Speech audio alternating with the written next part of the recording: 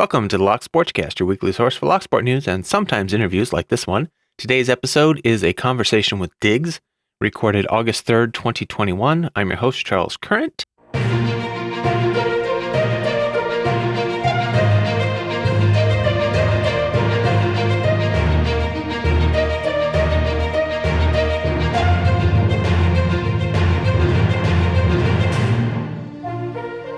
You can subscribe to the audio version of the show on most podcast apps and at locksportscast.com. If you don't already have one, you can find a Podcasting 2.0 compatible app at newpodcastapps.com. You can subscribe to the video version on YouTube, Odyssey, and on most of your podcasting apps as well now. Links to stories discussed will be in the show notes. YouTube and some apps limit the length of show notes and links, but you can always find full show notes with links at locksportscast.com. You can find video clips of some of the stories discussed on our Clips YouTube channel. Links will be in the show notes. Before we get started, I'd like to say thank you to the people that made this episode possible. Those would be the Patreon subscribers. We have Medler, Pandafrog, Michael Gilchrist, Starry Lock, Williams Brain, Dave to be Deciphered, Pat from Uncensored Tactical, PH Picker, Three Raccoons in a Coat, Sherelle, Patty Cakes, Mog, Jon Lock, Ratyoke, and MrPickur. Thank you to all of you. You really help keep this show going by paying the bills, and I really appreciate it. Of course, I would also like to thank today's guest, Diggs. Diggs is a U.S. Navy chief, a mod on the Lockpickers United Discord, a black belt picker, owner of DigbyLockandTool.com, and he also has designed and made his own lock from scratch. It's called the Alpha, and it is the main subject of today's conversation. So with that, here is the conversation with Diggs. Well, why don't we just get right into it? And my usual first question, how did you first get into lock sport? What made you decide to start picking locks? So for me, it was a military thing. Got some isolation training, and part of that was a guy demonstrating how to get free from handcuffs and zip ties and other sort of restraints you might be put into. And as soon as I saw that guy break out of handcuffs, it took him like 3 seconds behind the back. I was like, I have to learn how to do that. So I rushed home at the end of that day, hopped on Amazon, got myself a pair of real handcuffs, and started researching. And that like stream of research turned from handcuffs into, how do I get through a house lock? How do I get through a car lock? How do I get through this and that? And back then it was Bosnian Bill was the king of YouTube. But shortly thereafter, I found Tumblr and the Reddit, the subreddit, and the Discord. And I realized just how deep of a pool of knowledge it was, which is awesome for me because I love, diving into hobbies and finding that there's lots to experience. It went from I saw a guy break out of handcuffs to I'm trying to pick high security locks in a matter of, a week and a half. Like I tried to jump from the American 1100 straight to a brand new buy lock from Security Snobs, and it put me in my place real quick.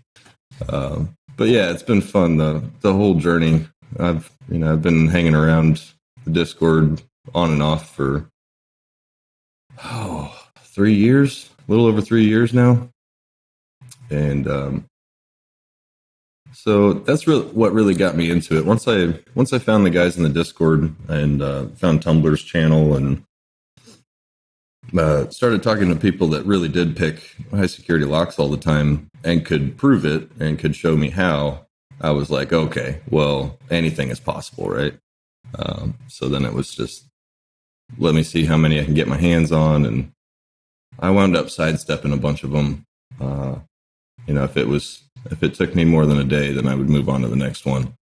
And I wound up, I think I went white to black in like 4 months. Wow. And that was, because most people they'll fixate on the one lock and they'll stay there. But I just was like, nope, this is too hard. I'm going to do something else.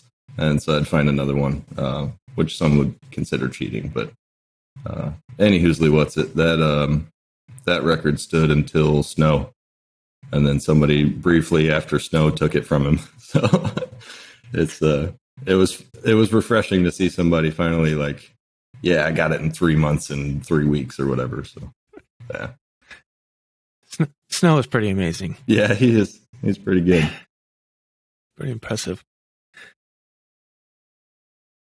So I guess the main reason we're here is the Alpha Lock, right? That's what you're calling it, Alpha? Yeah. So how did that idea start? What brought about the idea of making your own lock? Well, it's sort of been a cascade of attempts, right? So there's got into picking. I enjoyed that. I went to got to black belt, and rather than quit, I sort of shifted my attention to what else can we do, right? And there's sort of the perennial conversation about this YouTube channel or that YouTube channel. And so I tried to make one for Lockpickers United. I did make one for it, and tried to bring everybody in and said, we've got 20 different content creators. We could keep this thing going all day. Well, what I didn't realize is that the heavy lifting of editing that many videos a week is a full-time job. So it burned me out. It burned CJ out. It burned everybody out. And really the champion of that channel these days is OpAmp. He's been taking in people's content and editing it and posting it on that YouTube channel for months now. Over a year, I think. So big shout out to OpAmp for keeping that going. And for anybody listening, if you're interested in sending any content into LPU, please do that, because the point of that channel is to spread knowledge. It's not about ads. It's not about making money. It's not about fame for any one person. It's just this is high security picking. This is what it really looks like. These are what the locks have in them. That sort of stuff. So quick plug there. But so yeah, I did the picking bit. I left LPU for about 5-6 months. Took a break. When I came back, I was like, all right, we're going to make the YouTube channel that matters, right? We'll do the boring version and put the information out there. And after a few months of doing 5 videos a week, everybody was burnt out. Took another break. And when I came back the next time, I sort of decided, all right, well, what's next in the progression? Like this pool, I haven't hit the bottom of this pool yet. So where's the bottom? I started trying to make tools. And the machinery I bought for that was substandard at best. So that didn't go very well. I bought a little metal lathe and tried to make solid steel dimple tools, which was sort of silly of me. Looking back now, it's laughable, but I didn't know anything about making anything like properly with a machine. So tried and failed that. And then for some reason, I decided that I wanted to do a stream on what it really takes to get through a series from white to black. So I did a stream on our channel and just suffered on live camera for, I don't know, I think it wound up being something like 16 hours of film of me just struggling. Oh, wow. So there's like four or 5 sessions, and I go white to purple, I think, in the first video, and then it's a brown video, and then it's a red video, and then it's like 2 full-on 4-hour sessions of a Miwa. Which Miwa did you work on? It was what is the name of that one? It's just numbers. I want to say 3400.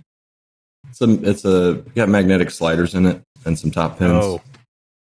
I can't remember what the actual number is for it though. I want to say 3400 is right, but somebody out there will know.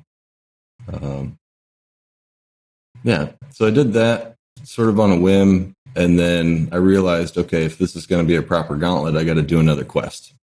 And I had never done Make a Lock from scratch, and it's the most daunting for sure. At least in my book, I think it's the most challenging. So I started trying to make one with my cheap lathe out of pewter because that's the only metal that I knew I could safely cut and get on dimension.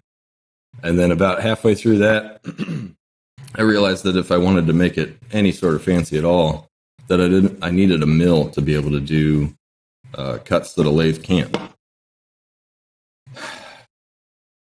And that's when I just jumped off the deep end and said, okay, I'm going to go get a real mill and I'm going to make a real lock. And it's not going to be pewter, it's going to be brass. So I ordered a mill and all the tools, took on some debt, and started going after making a wafer lock, a high security wafer lock. And it took me about, 2 months or so to realize that it just wasn't going to fit inside a standard American mortise. And that was the goal, right? So the day I realized that, I said, okay, I need to stop. I need to take a step back and try and make something easier. So my first thought was, what's been around forever? Old lever locks. So I'm going to try and make an old lever lock. That seems way more achievable. And it's way more mill friendly because most of the components are flat, right? You don't have lots of rounded things. And so I started designing one in November of last year. And it took me, I can't even really say that it's done, but it took me about 9 months to get something that was functional and acceptable to me. Because once I had the format there, I realized it's not. I talked to Samurai about it in the Discord. He's like, that's not a lever lock because the things don't pivot, they slide. So that's why I have to tell everybody it's a lever styled wafer lock. And he's right. So, but yeah, so what I wound up with is what should have been a simple lock that got overcomplicated by my brain. So every time I looked at it, I was like, well, you could just pick it like this. And I put a new thing there. But you could just get around it like this. And then I put a new thing there, or I changed a feature. And so I'm, probably 200 iterations deep at this point on design changes.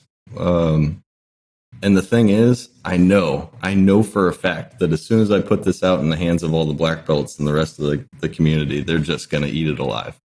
So my hope is that it's annoying. It takes more than a couple of days for somebody to pick it, and that they have fun doing it, which is the whole point, right? So a very long-winded way of saying my hope for the alpha is my hope for my company in general, which is to produce locks that range from really fun to pick to difficult to pick and are original and different. There's a lot of the same out there. I think a lot of companies are just like, well, they're doing that and it works, so let's keep doing that, but cheaper. And that's not what I want to do. I want to make original mechanisms that make you think. Yeah, I think a lot of lock companies do. Let's do it either the same and cheaper, or let's put just enough of a twist on it that we can patent it. Sure. But they're basically the same mechanisms we've been using for decades or hundreds of years in some cases. So exactly. Miwa's one of the ones that has a lot of interesting. And was it Fichet or how you pronounce them? Yeah. So those two are impressive. Yeah, the old French companies have some really. Not only are they interesting mechanisms, but they're just beautiful locks, right? So that's part of the balance that I'm trying to strike too. Is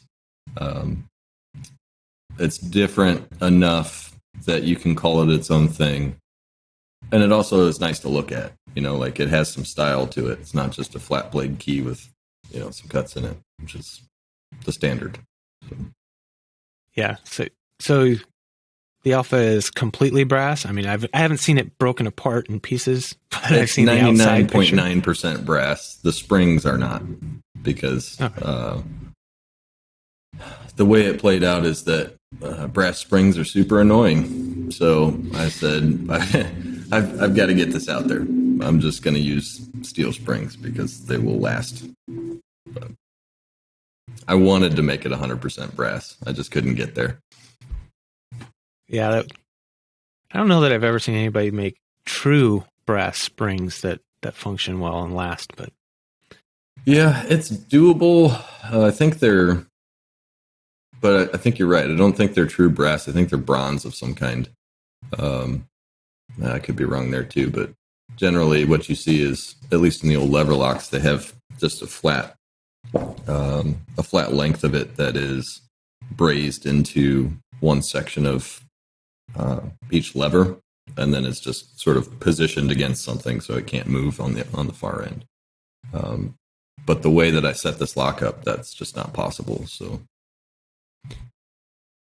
your what would be levers slide instead of pivoting? Is that the idea? Yeah, more like a wafer would.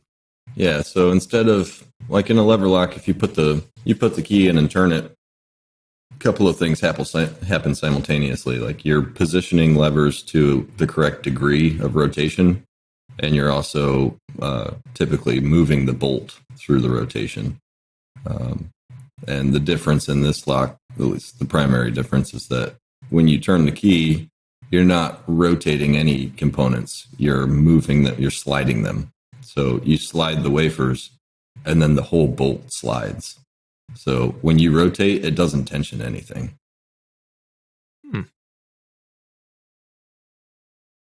Now I really want to see the guts. But Yeah.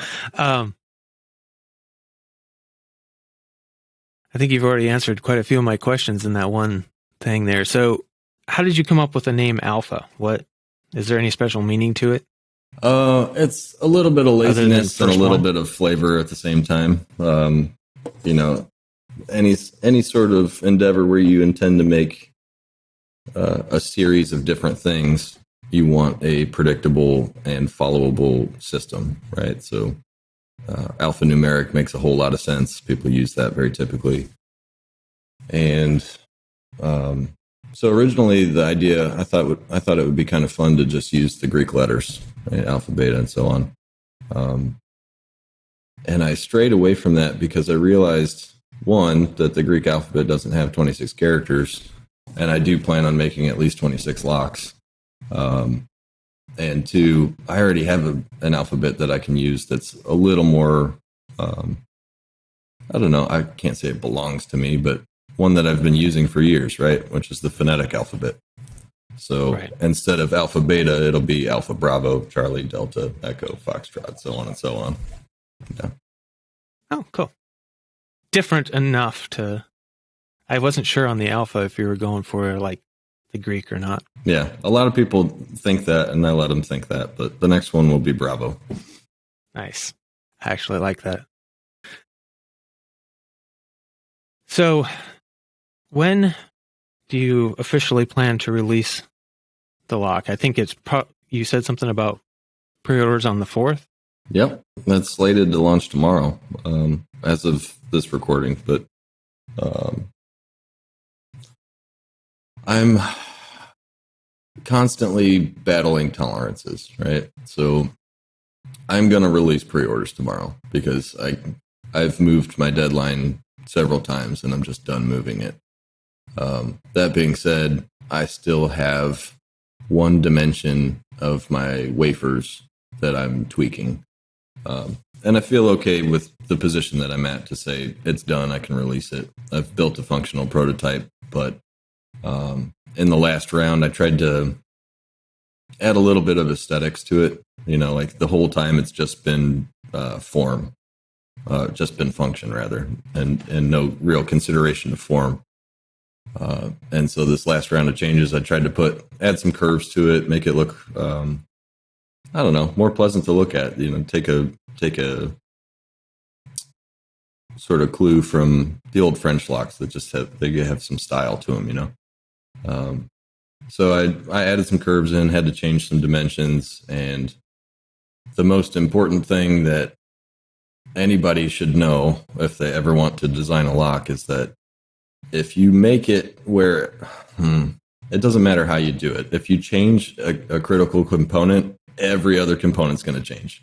It is a landslide through everything. So I was like, yeah, let's make it look a little nicer, and that resulted in changing 7 components. So, that means tweaking the programs again, making sure that they're going to come out right every time. And I'm down to the last part in the last dimension. It's just a little too wide. So, yeah, the long way of saying basically it's going to get pre-orders to be released tomorrow. And I'm going to just use the pictures that I've been taking of it as I go, because the outside hasn't changed, right? The case of it, the key of it hasn't changed. And really the function of the lock hasn't changed. But what I haven't been able to do is say, this is the finished lock with all the intended function and design changes functioning. Here's a video, like watch it operate. It's going to take me a couple more days. So, but yeah, I don't foresee that being an issue. Most of the people that are actually going to buy from me already know and have been asking to give me money for months now. So I don't foresee this being a huge production run where I'm making 1,000 of them. At best, I might sell 200, and that would be great because it'll put me in a really good position to do 2 things, which is design the next model and sort of invite the community, all the people that have bought one, and even the people that haven't, once they see it on video, to engage with that lock and say, this really could be better. Like this curtain, that you could just add a bit of geometry here and it would work 10 times better. And I know that that's going to happen because I know the people in this Discord and the subreddit, and half of them are geniuses. They're very focused, very, very interesting people. So, yeah, that's my grand hope for it is, I sell 100 or 200 of them, make this production run, get the opportunity to sort of host a contest, like World First is going to get a prize. Still working on that. I'm thinking pure silver key because that's neat to me and isn't so expensive that I can't make it happen. But yeah, if I, really nice. If I can't fit it into my machining time, then maybe just a cash prize, like, here's 5% of the profit, But yeah, it's one of my favorite things that a lock company's ever done, and nobody really does it anymore. So I want to sort of bring that back, even in a limited capacity, because I'm not making a ton of money. But yeah, so it'll be release, World First will happen probably in the first couple of days, I would think. And then that person will get a prize. And then I'm really hoping for like just a wave of feedback. Like, this is terrible. This could be better. This is cool, but why don't you change it to this? And then once I have all of that input alongside finishing Bravo, I can take those changes into consideration, remodel Alpha, and then I'm going to put it through a second filter, which is all the locksmiths that hang out, and say, what would it take to make this viable for installation in a door? What's the industry standard for, and I've started these conversations, but what's the industry standard for, let's say, a full mortise lock in a door? What are the dimensions? What are the existing like generic hardware, strike plates, all that, so that I can match this thing to that. And then my vision for it is that it'll become a truly nasty lock with everyone's input. And my intention is to switch from brass to steel, which will allow me to effectively double the elements inside of it and make it truly a nightmare to pick blind. So that's sort of like the 5-10 year plan is turn this thing into a monster, make it out of steel, and then sell it to the world. Could be interesting. Do we use many mortise locks here? I haven't really seen any in a long time. Yeah, they're not nearly as common as a mortise cylinder is these days. But they fit pretty well in solid wood doors. So if you're looking at larger building complexes, you're looking at really nice houses, you will see them. So it's more, it sort of depends on the region. That's how it goes. and who dominates that region. But Schlage makes a lot of them and sells a lot of them. So I actually didn't know that. Mm-hmm. Yeah, Then again, they are very, very uncommon though. As far as like the entire country of America, you're not going to see a ton of them. It's mostly mortises and rims, mortise cylinders. But it's a lot harder to fit something evil inside of that form factor. I'll tell you that much. Yeah, you have to have a lot better tolerances, small machining to get something in a traditional cylinder. Yeah, you're just unable to make the components as strong as I would like. You see most of these locks, they have six or seven pins in them, and then they've got either sliders or finger pins or something else going on the sides and the bottom. And what you wind up with, because you're limiting yourself to that format, is a lock that, even out of steel, is just weaker because it's got so many holes in it. And all the components are so small. Even though they're steel, they're very small. So while it does pretty well at defeating brute force, it's not going to defeat drilling. It's not going to be a pain to drill. Whereas, a full mortise body, where are you going to drill is the question. And if you drill out the center, is that going to do anything? And this lock, the answer is no. So you would have to know exactly where to drill, which is kind of the point, right? You want that to be a locksmith's secret, so at least somewhat guarded. So if somebody comes up to it, they don't get through it in the first 10 minutes. Yeah, that's something a lot of us in the locksport world don't focus on. That destructive entry in the real world is a serious concern. It's a real thing, yeah. It sort of bridges over into almost how you would think about designing a safe, right? Because when it's a criminal versus a safe, you know that they have to drill it. So the question is, how well can you hide the things that they need to hit? And how well can you protect them with other locking systems? So kind of stole a little aspect of that just for the practical world application side of it. But right now it's practical for nothing. Like the form factor of Alpha right now is like it's a rectangle. Like you could potentially mount it in like a fancy trunk, which was one of my early ideas, like an old style wooden trunk. I thought that would be neat to have an old style key for it. You could use it on an internal door if you really wanted to, but right now it's not prepared to be your house lock, let's say. That being said, it's not that far off either. So once I have a better idea of what I'm going to do to improve the mechanism, then that's going to come along with it in the second round. So do you have a proposed price on the pre-order? Yeah, I've been trying really hard to keep it at 125. That's what I've been telling people for months now. And I think even if brass prices kind of force me up a little bit, I might just take that hit because I hate the bait and switch, right? It's more important for me to be able to say, like, I was aiming at this and I hit it than it is for me to say I've got that extra, couple $1,000. So, and that being said, I really don't know how many I'll sell. So at the end of the day, I think 125 is more, it's more approachable than 150, let's say, or higher. So obviously. Now, I get that, but at the same time, you have to value your work. You've put a lot of work into this and you've bought some expensive equipment to do it. Sure. So. Yeah, I don't know. It's a struggle for me. It is for a lot of us. We have a very different mindset than a lot of the usual business types. Yeah. But, I mean, I've seen that the comments and how much time you've been working on this. So yeah, it's eaten much of my life for the last year. August 4th, tomorrow, is the anniversary of that mill showing up to my garage. So that's why I chose it as a release date, and that's why I'm sort of stuck on not moving it.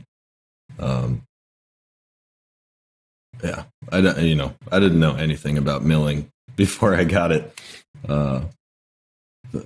I knew what a couple weeks of YouTube videos can teach you, and Right. I went into it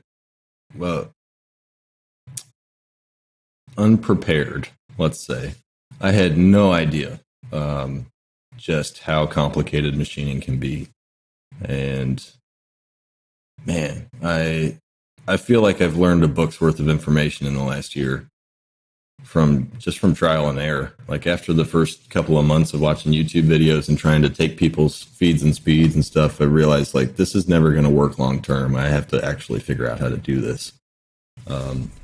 And some of the guys in the Discord have been really helpful with that. Just pointing me in the right direction, showing me what a decent tool looks like, who I could buy from.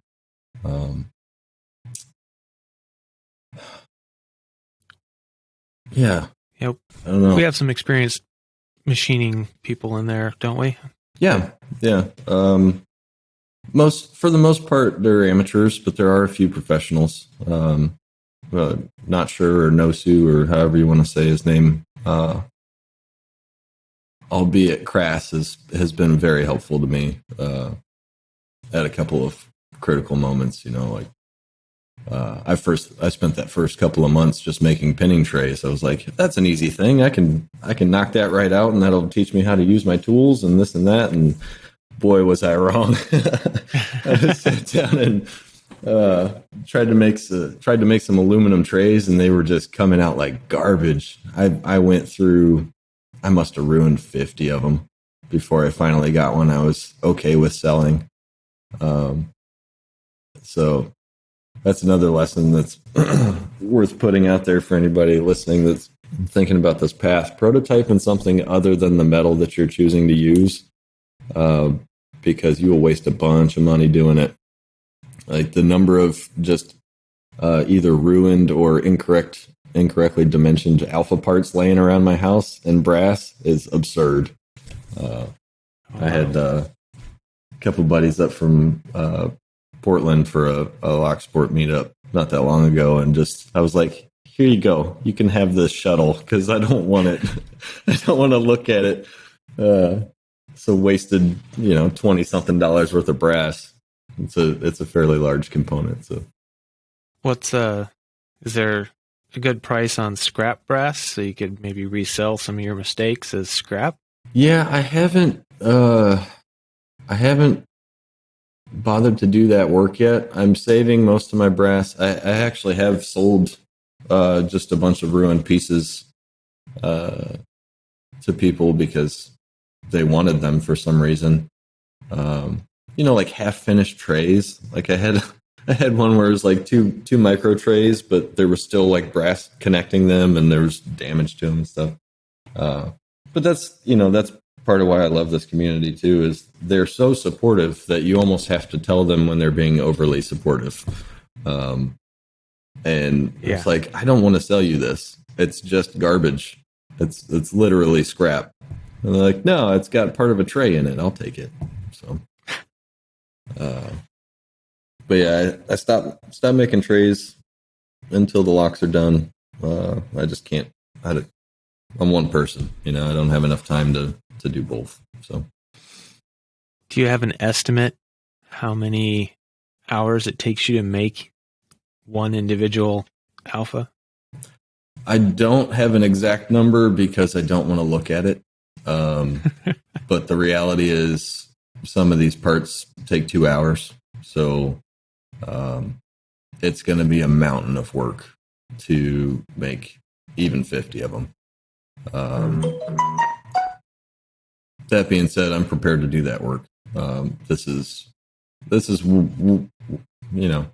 a lot more about the passion for me than it is the money. Like I want to manifest a lock in the world and say, hey, look, there's a lock, and it's different, and it's interesting, and even if it's not hard, it's something, and it's you, and it's an expression of your, I don't know how to say it, but if it weren't for you coming up with the idea, having the will to do it, it just wouldn't exist at all. So that's really cool. Something you can claim completely is your little stake in the world. So yeah, that'd be my. So how are the people? Sorry. I was just going to say it'll finish my that'll be my epic quest for my second round of black belt too. How are people going to be able to pre-order the alpha? It'll just be on my website. You go to digbylockandtool.com and I'll put a listing up for it tonight sometime, and it'll be very obvious on the site tomorrow. The way I decided to do it is that I'm going to open the gate to everybody at the same time, and I'm just going to notify people at different stages of time ahead of time. So like if I've known you for 4 years, or known you for 3 years, you've been a steady customer, you've been very supportive, I'm going to give you a little bit more notice about what the actual time is.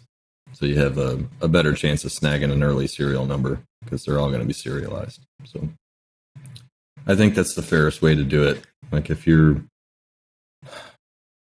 maybe you're a new guy and you're just really interested, you still have a chance of getting number one if you're sitting there waiting for it. But I don't imagine very many people will be doing that.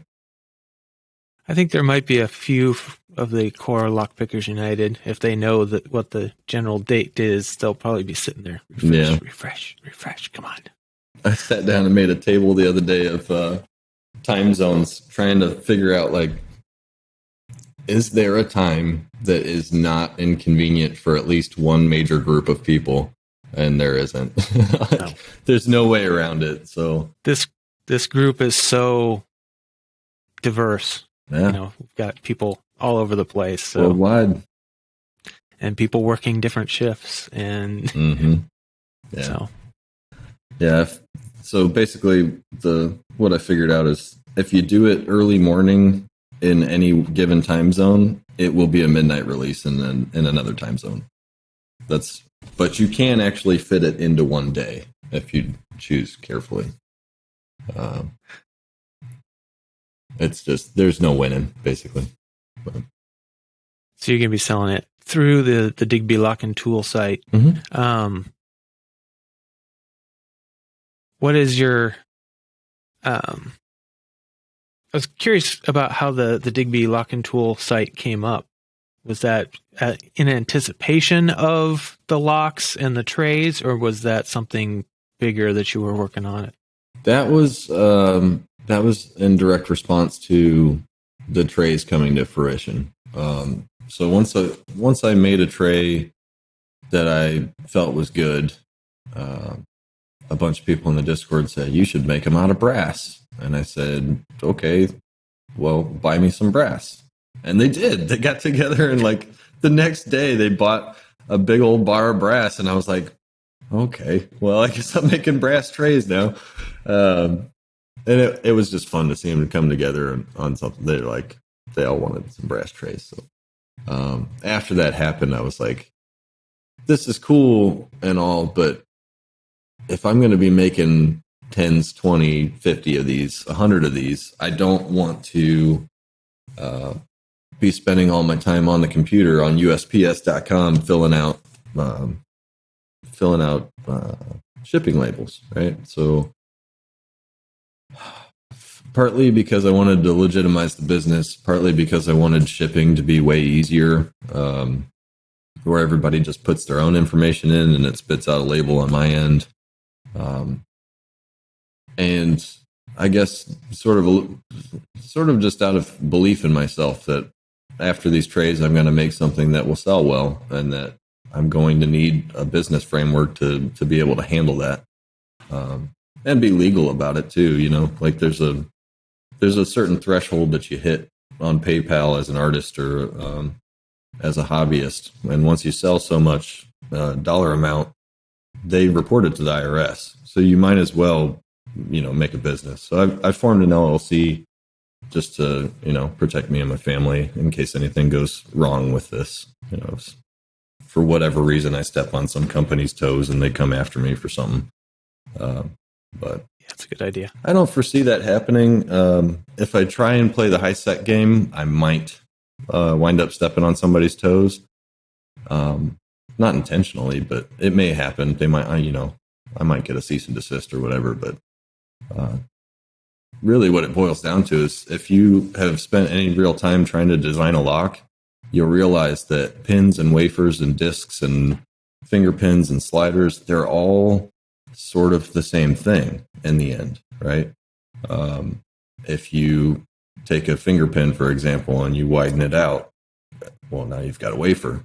If you take a slider, and sliders and finger pins are basically the same thing already. It's just the difference of where the nub is on it, So all of these elements, you change dimensions or axis of rotation or movement, you realize that they're all sort of the same thing. So if you try to make something original, you either have to find a geometry that doesn't exist or an axis of movement that hasn't been used with that sort of geometry. So I'm up to the challenge. I'm sure there's something out there that's super impractical that nobody's making because it's impractical, and I'll take the time to do it because it doesn't exist yet, Yeah. When you're working just as a kind of a labor of love, that's different than I want to make a fortune as a lock company.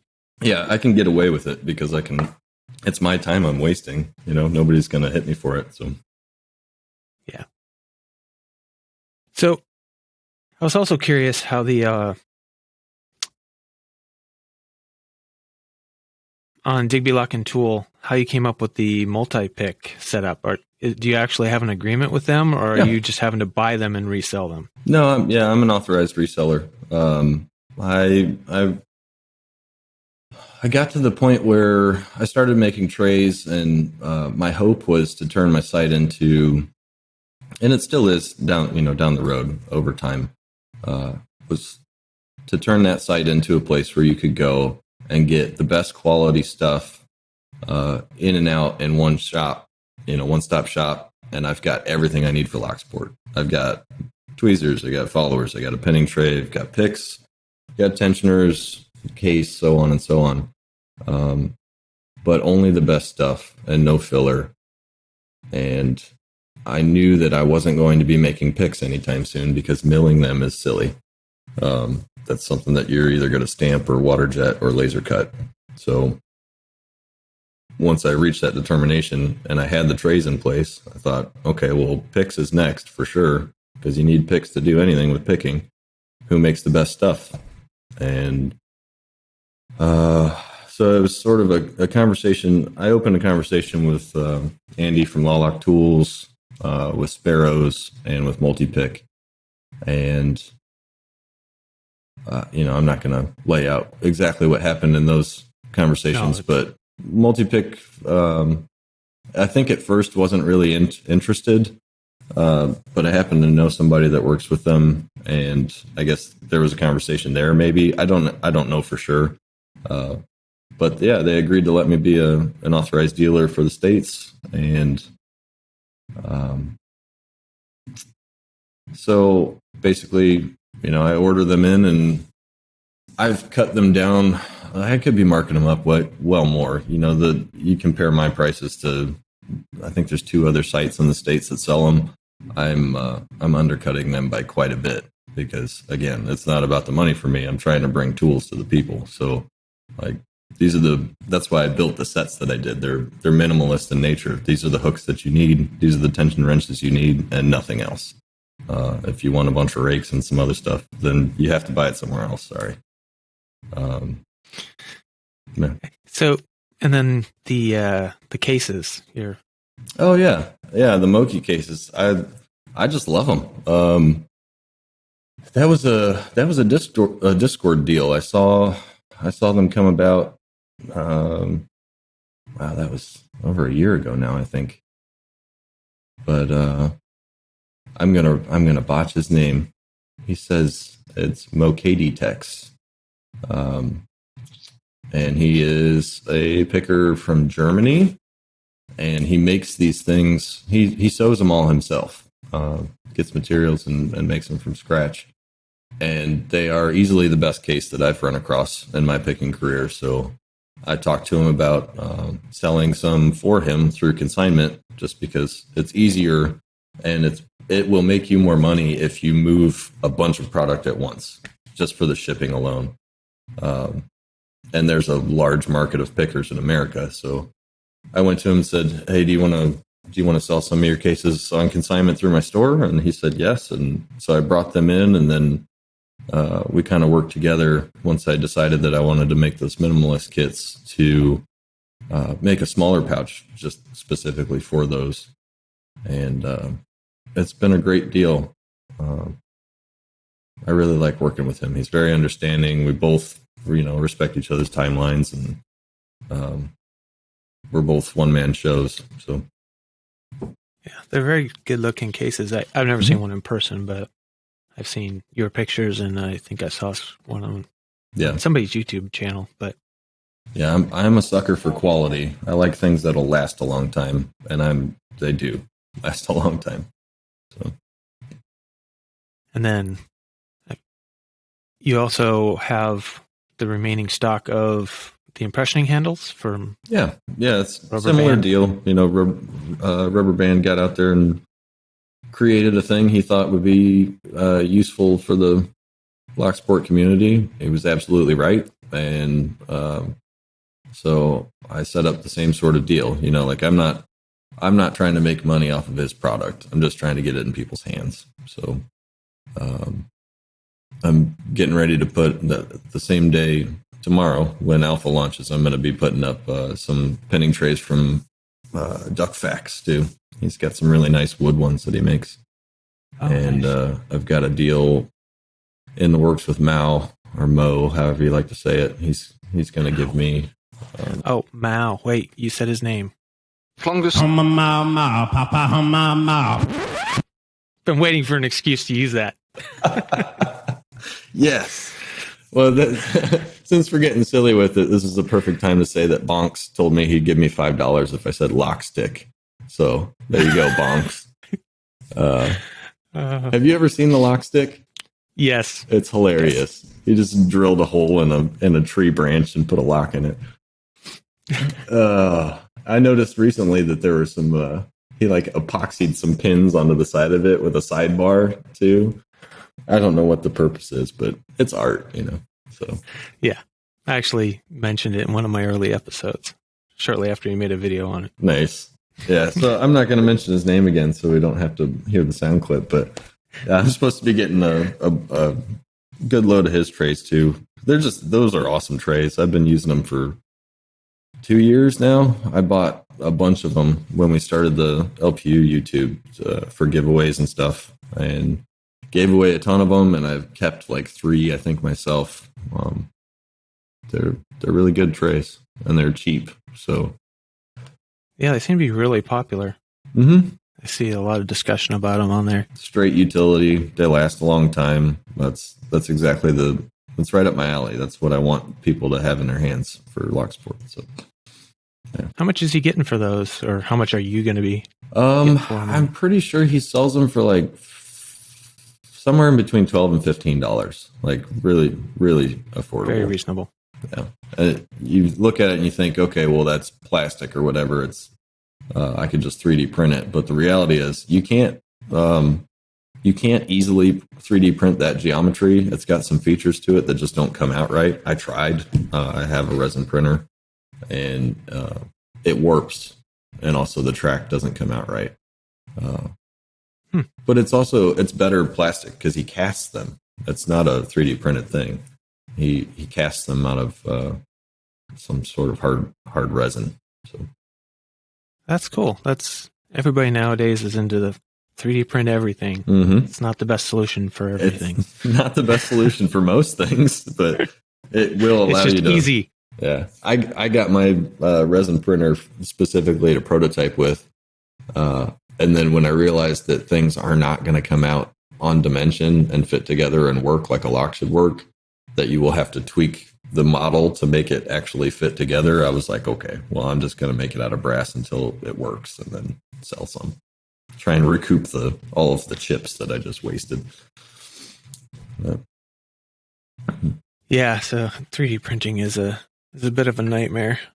I don't know if you ever saw it, but so that's the Locky Award that I was doing last year, which I have to change because I'm pretty sure that would get me in trouble legally. Yeah. But it took me months to get these to print right.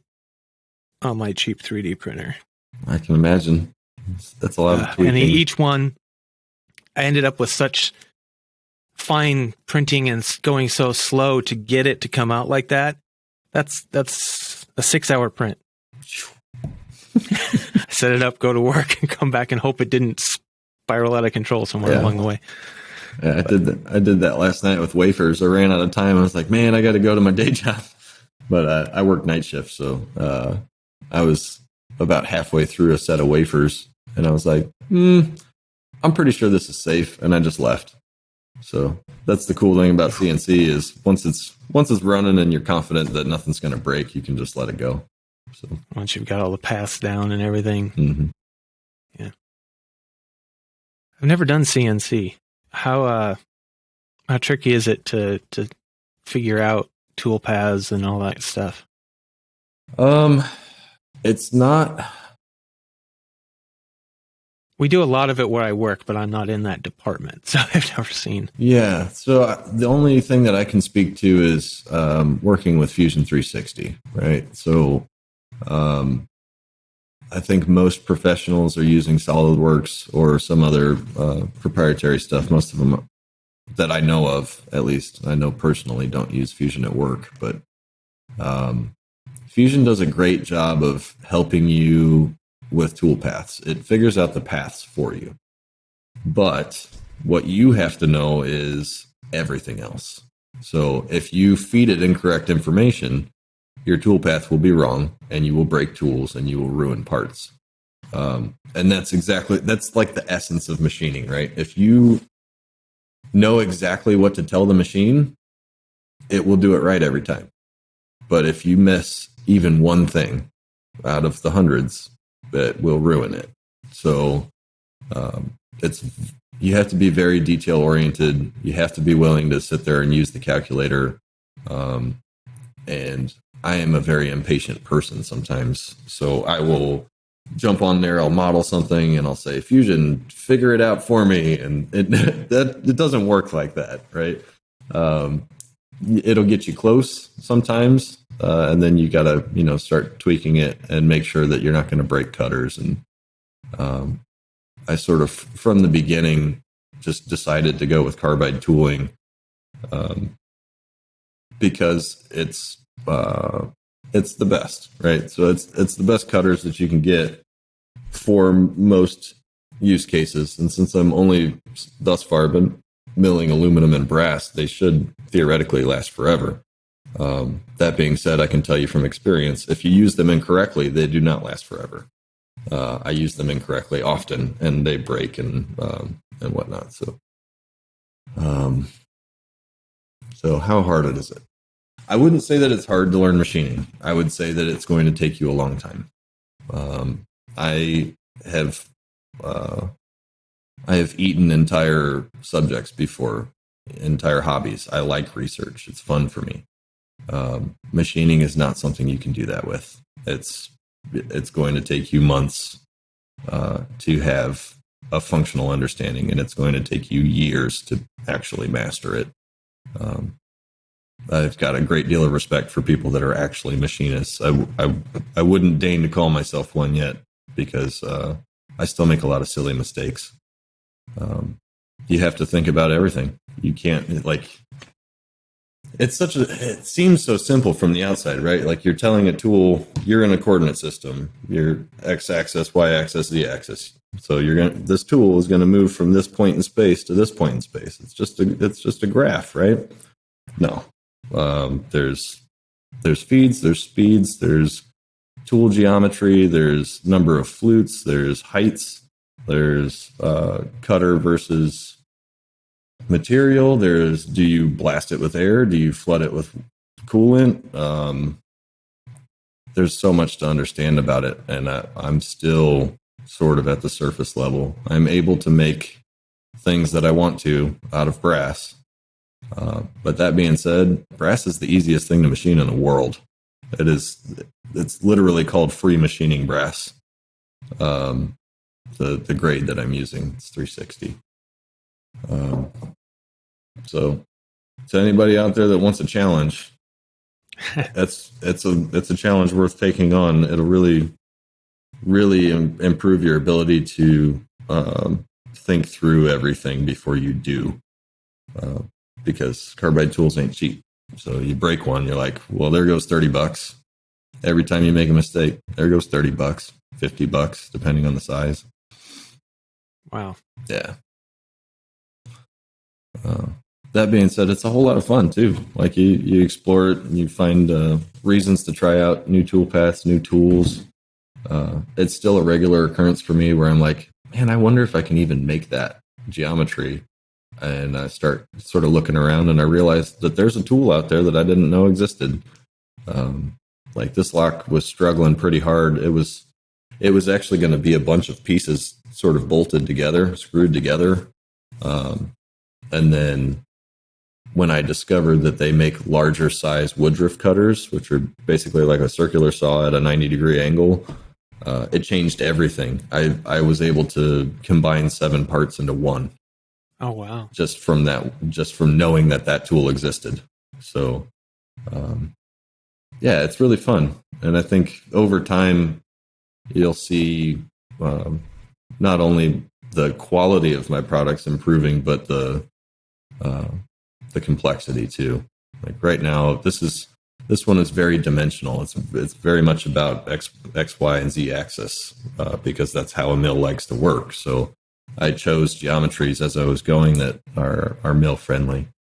But down the road, I do want to make standard mortise cylinders with high security components in them. So I'm going to have to get better first, and then I'm going to have to get better machinery eventually. So your particular mill, is it just like, can it do good round products, or is it more? It's capable, but flat? It's not what it's designed for, right? So if you want round things, a lathe is where you need to be. Lathe. That being said, you can use a boring bar for inner and outer dimensions. You can, for inner dimensions, you would just drill a hole and ream it. Because reamers are real good at producing a consistent inner diameter hole. But you can use a boring bar sort of incorrectly in a mill and spin it on the outside of a piece and wind up with a round piece. And then your third and not as good option is that you can interpolate things to be round. So you can take a tool and helix it down around the outside diameter, and it will wind up pretty close to round. But in reality, what it is thousands of facets. That's thousands of flat cuts, angled cuts. So then it's really a question of how round does it need to be? Because when you get real close to round, it rotates just fine.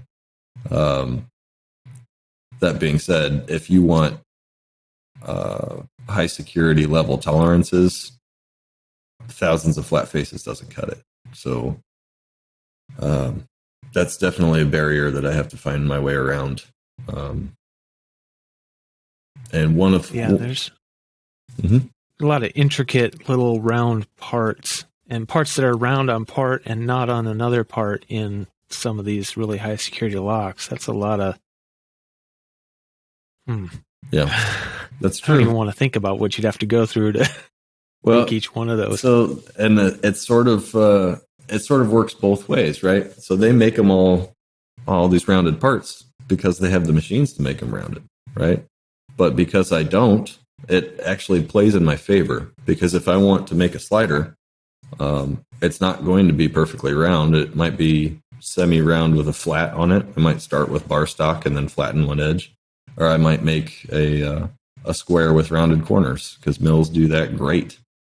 And then I automatically am bypassing all of the patent infringement stuff, because I've made a totally new thing at that point.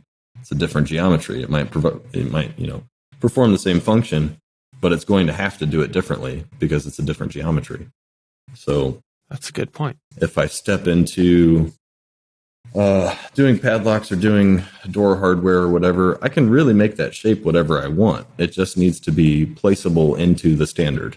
So instead of making round mortise cylinders, I could make square ones with rounded corners, because the mill does that really well. And as long as it fits into that same space and interfaces correctly, it doesn't matter. So Yeah. there's a lot of ideas that I've been playing around with, and I'm hoping that people will respond to this lock and respond to the idea that I'm well open to ideas. Like, I'm always listening. I constantly try and poke people in the Discord and say, they say, well, I'm bored, or I don't know what to model next, or whatever. I'll say, design a lock. Like, it's a real challenge. I'm not joking. I'm not being sarcastic. Design a lock. It's really fun. It's also really hard. And if you make something cool, then maybe we can work together. So cool. Yeah. Yeah, very. I've come up with some high level ideas and then just go, no, couldn't even begin to make it. Next. Well, that's, because it's fun. It's a fun thought experiment, yeah. But I don't have the time or anything to actually carry anything out. So I just I draw them up crudely on paper and stick them on a Post-it on my wall. Sure. But, yeah. I'd love to see your Post-it wall sometime. There's some really strange stuff. Yeah. But yeah, it's a fun, I think it's something that everybody starts to do when they really get into lockpicking, is trying to think of ways to prevent what you're currently exploiting. Sure. Well, if I did this, maybe, Yeah, that's a very common theme. You see people come in and they get to the green belt stage and like, all right, I got to make a challenge lock. But I'm not just going to make a challenge lock. I'm going to make the nastiest, dirtiest, most evil challenge lock of all time. The number of times I've seen that happen is in the thousands now. And I enjoy it every time because I've walked down that exact same path, is I want to do this. Here's YouTube videos. Here's the subreddit. Now the Discord. Now challenge locks. Now high security. And then a lot of people leave at that point, or they'll hang out and pick like a million black belt locks, like A Monitor Darkly or CJ or Captain Hook or Geo. Like these guys that just murder high security like it's nothing. And I've got a lot of respect for them, but I'm not them. I'm not that talented with picking. So once I got there, I've gone back and picked a couple more black belt locks, but that's not what I want to do anymore. I want to make them. And that's the fun for me, is it's taking the belt system and challenge locks and putting them together and saying, I can make a bunch of the same lock so that you can all, A, compete with it, B, tell me how to make it better, and C, have fun doing it. So I hope that it works. It is what it is. I know I'm going to be battling tolerances all through this run because it's not a $250,000 machine. It's less, but it's fairly capable. It gets very close to the standard I would need to do high security. So I'm hopefully going to make enough locks and enough lock models where the tolerances don't need to be sub thousandth of an inch, that I can then eventually afford one of those more expensive VMCs, vertical milling machines, vertical milling centers, and start putting out true high security out of stainless and at least steel. You can start making hardened padlocks, but that's years down the road. I'm still under contract with the Navy for foreseeably the next 7 years. So I'm going to be doing this as often as I can on the side, with all the other things I have going on in my life. I'll be doing it as often as I can and slowly building and trying to create a repertoire of models. And then when I'm free from the Navy, that's when you'll see me really take off. Hopefully I'll have some better tricks, some better tools, and a lot more knowledge by then. So. Cool. Yeah. So how can people find you? Why don't you give them a... I'm super easy to find if you're in the Discord. Discord server that is linked to from the subreddit. I am no longer on Reddit. And I don't participate in Twitter. I am on Facebook, but I'm only in one locksport group and a locksmith group. But yeah, the easiest way to find me is to just jump in the Lockpickers United Discord. I'm happy to take direct messages. If you want to email me about something that's serious, like, if you have some sort of a business idea, you can hit me at timothy.digby@digbylockandtool.com. And that's your store, right? digbylockandtool.com. Yep. That is. So they can find your locks and your other products there. Mm-hmm. Yep. At this stage, it's really just going to be my locks for a while, and then other people's products that I'm sort of forwarding on to the community. Try and get them out. Do you anticipate going back to making some trays at some point, or is that part? Yeah, I'm not done with that. I enjoy that, and I think that the more I learn, the more innovation is allowed there. I chose them because I thought that they would be simple. I was wrong. They are a simple thing to machine, don't get me wrong. I just didn't know how to do anything. But then I made them double-sided, and that was fun. And I've been toying around with lots of different ideas about, they could be stackable, they could have lids. There's all sorts of things that we could do with it. But I like the nature of having something made out of shiny brass and being serialized. So I might just go right back to that same pattern and say, okay, here's number whatever through whatever. Sort of do it Good in news. between lock runs. Good news. I've been when I can afford to, I've been looking at buying one because I really like the brass ones. They're really pretty. Yeah. Thanks. I appreciate that. It's one of those things. Do I really need it? No. It just looks so good. Nobody needs it, but it's a pound of brass and it's so satisfying. It's like every other pinning tray I've had, you got your elbows up there, right? And you bump it and it just like everything shakes around. If you bump one of those, nothing happens. Or you accidentally hit the edge of it and it flips up and tosses your pins across the table. Yeah. It barely even moves. It just looks at you like, hey, what are you doing? Yeah.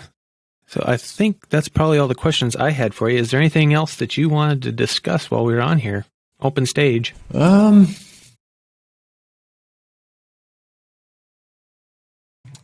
I think I'm good. I do want to encourage anybody that's listening one more time. If you know how to do video editing, the Lockpickers United YouTube channel could really use some help. It's just one guy holding it down, and it's unfair. We all are kind of like trying to find videos to shovel to him, and then he has to deal with it all. So if you have any audio video editing experience, it's not super complicated. Usually we're just putting like an intro and outro on it and balancing sound. If you know how to do that, please hit us up in the Discord, and we'll make you a LPU contributor, and you can help OpAmp out. And that way we can get a more regular schedule up. YouTube hates it when you only put up a video every couple weeks or every month or so. They really like it if you're putting out multiple videos a week. And with the number of pickers that we have in the Discord, we could make a video a week, 2 videos a week pretty easily. There's people creating content all the time. We just don't have enough help for OpAmp with the editing, heavy lifting. So that's the last sort of thing I'd like to plug. I just feel bad for the guy. He's doing all that work and no one knows. So. Yeah, it definitely shouldn't be all on one person. I noticed that things tend to get that way sometimes. One person steps up and everybody else goes, oh, it's handled. Yeah. That was some.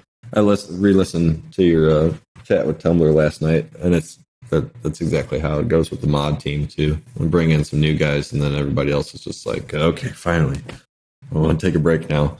You nailed it right on the head. That's how it happens. New mods come in, they do the heavy lifting, then they become old mods. Then new mods come in and do the heavy lifting, and so on and so on. Yeah, mostly I just kind of play around in there. It's kind of human nature. Yeah, to be honest, it's fun to be silly when you're machining all day. All right. Well, I really appreciate your time, and I look forward to seeing the locks hit hit the other pickers and seeing what they work like and how long it takes somebody to crack the first one. Yeah, I just hope it's not the first day. But I appreciate you having me on and giving me the chance to talk to your listeners. Yeah. It's fun. Pleasure's all on this side. I don't think I've ever actually talked to you before you first asked to come on. So I'm in voice chat all the time, so come hang out sometime. I rarely am. Yeah. It's a dangerous game. Thank you for taking the time to listen to this conversation with Diggs. I really enjoyed it, and I hope you did too. Remember, the show is only possible because of the support and information provided by you, the community. So if you value this podcast, please help return a little bit of that value by sending in your news, links, events, giveaway information, anything you have that's Locksport related that you think it would be good for the rest of the community to know. You can send all that to either podcast@thelocksportscast.com or just go to thelocksportscast.com/support. Don't forget to share the podcast with your lockpicking friends, either online or in person. You can leave a comment, a review, a thumbs up if you are watching this on a platform that happens to allow that. You can subscribe or donate on Patreon or PayPal. Patrons do get a private RSS feed for their podcast player that gives them early access to the audio version.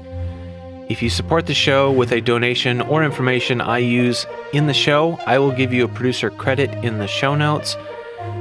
Thank you so much for all of your support, and thank you again, Diggs, for coming on and sharing your information with us.